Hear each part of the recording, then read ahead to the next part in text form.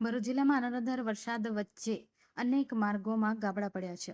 આ વચ્ચે national highway number 48 ઉપર પણ ભારે વરસાદને પગલે ભરૂચથી સુરતના પલસાણા સુધીનો માર્ગ મસમોટા ગાબડા હતા અને રસ્તાના આ ખાડા ટ્રાફિક અવરોધી રહ્યા છે.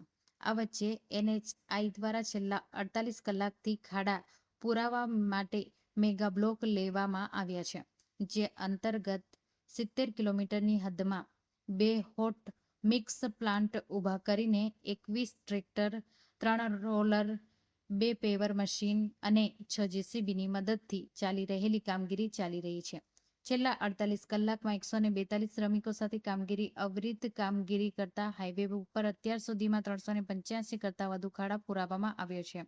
તો 100 મીટરના લાંબા ડામર પેચવર્ક પણ 5 સ્થળે કરવામાં આવ્યા છે. હજુ પણ આગામી 24 કલાક સુધી કામગીરી ચાલુ રહેશે. વરસાદના વિઘ્ન વચ્ચે સતત 72 કલાકની મેરેથોન કામગીરી વધે હાઈવે ઉપરના ખાડા દૂર કરવાનું અભિયાન ચાલી રહ્યું છે.